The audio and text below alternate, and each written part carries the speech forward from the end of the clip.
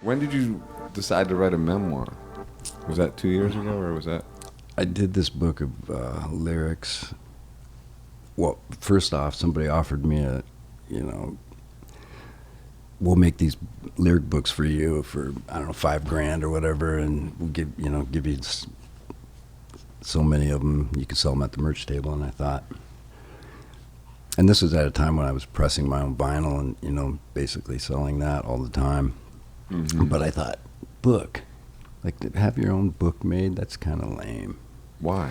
It's not rock and roll. Yeah, it's just, Hell, it's not. Lou Reed has a book. Well, these days. Yeah, but they didn't make them themselves. They got them through book companies. Oh, yeah, that's true. But we're, we got to be more industrious. I know. That's the whole point. So cut to 2 years. Yeah. 2 years later, when I had the $5,000, I was like, you know what? Fuck it. I'll get some books made. Mm-hmm. And I called a guy I knew that worked in the book industry, and I said, how do I go about getting some books made? And this was lyrics. Yeah. Just a collection of lyrics. Yeah, just to sell at the merch table. A selection or a whole, comprehensive? Everything that I had written by myself. Okay. Like there's, the songs that I'd written with Josh from Queens, or I'd co-written with lyrics with the guys from the Trees, or with Greg for the Gutter Twins. I didn't put any of that stuff in, just the stuff that I, wrote myself. Mm-hmm. And he said, fuck that. I'll get my book company to do it, and we'll pay you $50,000. So I was like, wow. Seduced, bang. Yeah, and I would be seduced by that too.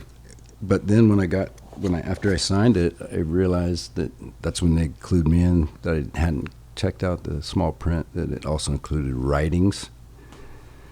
And I was like, what? Writings? What do you mean? I was like, small sections of writings about, what was going on when you were making these records. And I was like, oh, fuck, no. That just seemed After you signed? After I signed, yeah. Did you do any creative writing besides lyrics, or so is that a whole new domain, or is that something you do anyway? That is something I have never done. Because you're not that deep. I'm not. I write all the damn time. I'm sure. I'm starting to get to think I'm deep. Well, you're an artist, Joe. And you're not? I'm a breakfast cook. Oh, come on. That's been singing for a while. Man. No, so I did have to write these little sections, and I had a couple of friends who were, best-selling authors, I guess you would say, and one of them in particular really leaned on me to write a memoir. Said, you can do this, and it'll be great, and you'll get rid of all these ghosts and all this. It's going to be such a positive experience, and so I did it, and so it started as like introductions to lyrics, but then it expanded into a full-on memoir. Well, that went into that book. Oh, okay. And then the memoir, I wrote.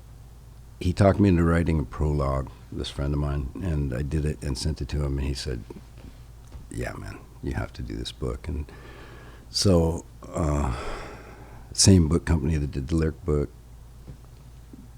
gave me a deal for this other book. Mm-hmm. And did you read all the fine print on the second contract? I didn't. It was a memoir, but you also had to include lyrics. It was like there'd be small sections of lyrics. Included a nude photo spread. That's for my next book. Just photography. Anyway, so I was sending him, these chapters as I was getting them done, and then I had this other guy who was a friend of mine who was also a best-selling memoirist who was going through my stuff, and they were being really enthusiastic, and basically I found out everything that had been promised was bullshit. It was probably the most unpleasant thing I've ever done. Writing the memoir or dealing with the company, or both? Just the memoir itself. Oh, okay. I mean, it was just like... It's brutal. Dude, I was not prepared for shit I hadn't thought about in 25 years, Right. And, I mean, you sort of have to... Family of origin. You got to protect yourself when you go, walking through fucking memories. It's can be wilderness of horrors. Yeah. It's a ghetto with people with crowbars and shit ready to hit you over the head, dude. I know. Yeah. And there was some of that. Both me wielding the crowbar and getting hit with one as well. Yeah. Yeah, it wasn't very... It was just a lot of, It was like being buried under a mountain of bad memories daily. And so I just wrote it as fast as I could. Right. And how in the morning or what? I'd get up in the morning some days to do 12 straight hours and realize I hadn't even had a drink of water or fucking walked around or anything. anything. Isn't that wild? Yeah, it was crazy because I'd never written anything like that before. And it just poured out of you. Yeah, but also, it doesn't just pour out of you once. You have to go over it a few times. That's the part. It's the fucking the making it literature. Yeah. If it wasn't going to be, if it wasn't going to be, this makes me sound like a snob, but if it wasn't going to be literature, there was no point in doing it. No, it just it means you just like having a high quality in what you put out there. Well, there's a million terrible fucking rock biographies, and I've read a few of them, and I enjoyed Tommy Lee's. I didn't read Tommy's. I'm just joking. I stopped reading them in the 80s. I think John Phillips' Yeah. book was the last one I read, and it was pretty heavy. Oh yeah. The Mamas and the Papas. Yeah.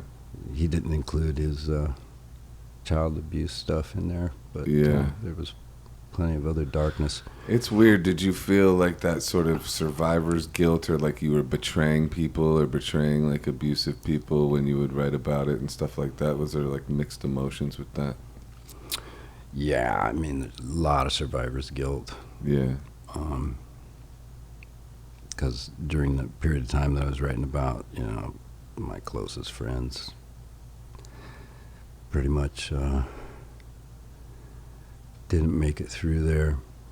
And then, like the familial stuff that came up. Yeah, that's what I'm talking about. I was just like, oh, damn. I was going to give these people a pass, but I can't because... Right, because then then it's not a story, and it's not your story. Well, what are you doing? And also, then I just I formed in a vacuum, you know what I mean? Right. It had to have begun somewhere, so... Right. Yeah, that was heavy. I'm sure there'll be some family members of mine that won't be talking to me again, but... Yeah, I got some of that going on, for sure. Just for, being, because you're at a certain point, you're like, I can just be locked in silence and just sort of become a diminishing version of myself, or I can express who and what I am and where I've came from and expand the universe that wants to expand through me, and also then in that way be of service to other people or not. And and there's no sort of, it's like the Dillion Line, you're busy being born or you're busy dying. You're either there's no middle ground there. You can't sort of skirt around it. You're either telling your story or you're not. And that was it. That was the exact position that I finally came upon. Right. And I had to go in, and also, these guys who, I was lucky to have the guidance of these gentlemen who had written books before. Right. And, they just said, just lay it all out there, man. And then, at the end of it, if you don't want the shit in there, then you just take it out. And but once I started going in, I just had to go all the way in, and it's like a bloodletting. It's now that it's done, you don't feel a relief or better about the whole thing, that it's just out. I feel really glad that it's done. I actually have. Is it out yet? Oh, Fuck. Was I supposed to send it today? No, it's not coming out till next year. I just got done doing the copy edited version, which is a stack of paper that they send it to you on, where you go through and they check for typos or Right. this kind of stuff. I just got done going through that. I have to send it back. How did you learn? I mean, the art of memoir is deep. I mean, have you ever read anything by that guy Carl Ove Knausgaard? No. Man, you check out his book. He wrote like 6-7 volumes, I think, of like his life story that are all, each one's like 1,000 pages, and it's like this exhaustive written history of his whole life, where his like, his wife ended up going into a mental asylum apparently because of this. A lot of his family disowned him. It's like it's the most extreme version of what we're talking about, and he became, I think he's Norwegian, and he became a huge sensation, like just like the Beatles of writing over there and stuff like that. Wow. And became a star over here too. But it's all memoir stuff, and it's intense. It's like and it's called, and he named it Mein Kampf. Oh shit. Volumes 1, 2, 3, 4, like my struggle. Yeah. That's what he called it. So it's intense. I've read a bunch of them, but when I say I've read, I've listened to them on audiobooks. Oh man. Yeah. I got to start doing that. Dude, that's how I read nowadays, Well, by listening. this is the reason I wear glasses, is because I fucking used to watch TV shows on my phone. Right. Yeah. And then I need I- to get a Kindle or something. And I realized I couldn't even read a newspaper. Yeah, because that blue light will crush you. So how did you learn to write a memoir? Just through just you did it and that's it, or did you have editing help? Any like? I did. Yeah, I had this. The friends. Yeah. But they were encouraging you. But were they actually participating in like you were reading like, to were them? were they rewriting my shit? You mean? No, I'm not even saying that. Like Carl Ove is an example, because I've actually like kind of got obsessed with him for a second. So he had like a friend or whatever who he would write all day, like do like the 10-hour writing days, and then read every single thing he wrote that day every night to this guy. Like, did you have that? I had that. Okay, that's important. That's important. It was really important for me, and Yeah. and the guy doing it for me was not only a best-selling memoirist, but he's also a writing instructor at Yale. See, So that's I had incredible. that. Who is that guy? His name's Mishka Shubely, Uh-huh. and How did you connect with him? I connected with him because he wrote something, wrote an article about bubblegum like years after it came out, Mm-hmm. and then made sure that I saw it on Twitter, like sent it to me or something, and I just became aware of him. Actually, he just sort of like insinuated himself into my life, but Mhm. he asked me, "Can I send you my book?" And he did, and I didn't read it, and then like 4 months later, he's like, "Hey man, have you read my What'd book?" you think of And my book? And you're like, oh. I was like, What'd you say? I said, "I haven't read it yet, man, but Well, at least you're honest. but I will." And I read it in like 2 days, Mm-hmm.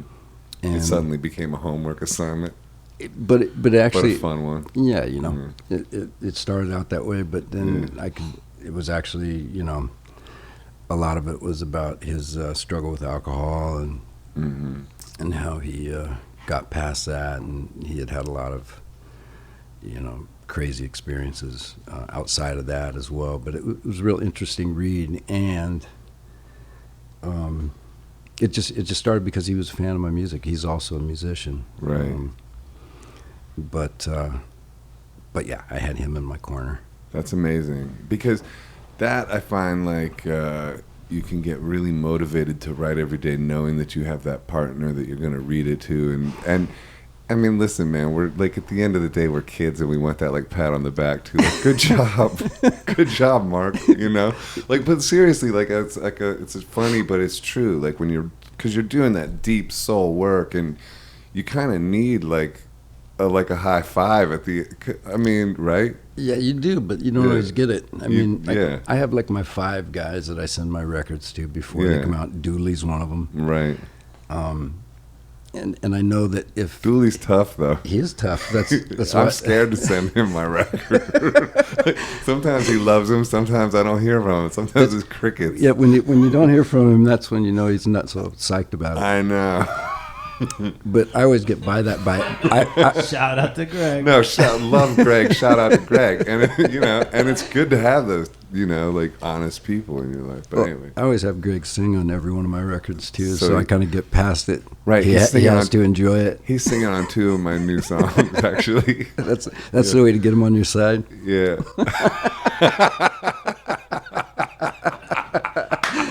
I learned that a long time ago.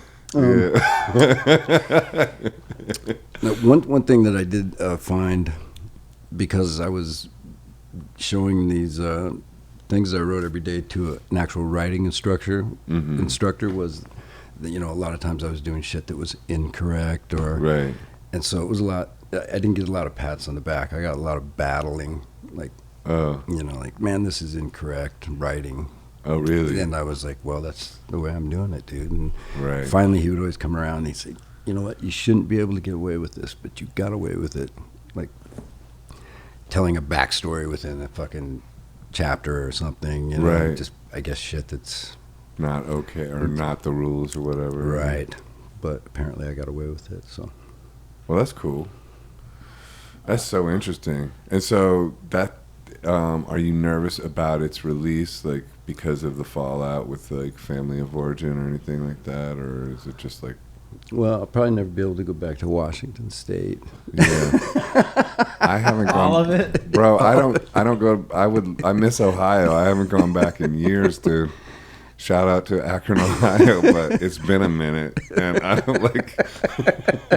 I used to play Thanksgiving every year, bro. Yeah. That's good. We can laugh about it. All my in-laws just moved back to Ohio. Huh? All my in-laws just moved back to Ohio, Toledo. Well, maybe you'll go to Ohio and I'll go to Washington. Well, you'll definitely get a better reception there than I will after this book comes out. Right. But, what can you do? I'm 50, Yeah. 54, so Right. who really gives a damn? where will this memoir be available for anyone who wants to get it? I'm sure you'll be able to find it on Amazon or in some. Do bookstores exist anymore? I don't know. The Strand. Yeah, in New Barnes York. and Noble. Barnes and Noble. Yeah. What company's putting it out? It's a company called Da Capo. That's a huge one. I mean, I've heard of it. There's a quote. There's the quote. There's a quote for your book, by the way. I've heard of That's it. a huge one. Joe Arthur. I mean, I've heard of it. That's it. You just gave me the best. That's my best quote for you, blurb. bro. That's the blurb right there. Where's my phone? But I don't that's want on to the, forget that one. that's on the, that's I'll on the get it front off the cover. Da Capo. They're huge. That's I fucking never heard of them. I mean, I've heard of it.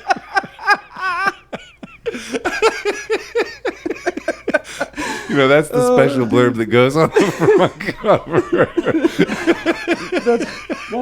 That's the blurb. That's too Oh, good. fuck's sake. What's it called? It's called Sing Backwards and Weep. Wow. Dude. Why? Why? That's a great title, man. It's the line out of one of my songs. That's wild. Sing backwards and weep. That's heavy. So it's lighthearted stuff. Yeah, it's real lighthearted. That's heavy. It's beautiful though too. It is, man. It is. I'm impressed with that because honestly, I've written about 1,000 pages of a memoir myself, and I haven't. Like, it's just sitting there like a train wreck in my computer. You know what I mean? Like, it's just like I haven't gone back through. And like sometimes I'll send it to someone and say, "Hey, will you help me edit this book?" And that's when I just never hear from the person again. That doesn't surprise me at all. In fact, I sort of assumed that, I mean, you're so multifaceted. I assumed that you'd probably had a book or two laying around somewhere. Yeah, I want to get to it. But I need to find. You were working on it for a while. Yeah. I remember you were writing nonstop. Yeah. And I'll get back to it. Actually, this will really inspire me, I think, too. Dude, if a dipshit like me can do it, Yeah, right. A genius like you. Oh, bro, you're the genius. No, you are. Man. All right, let's have a cigarette, Joe. Okay.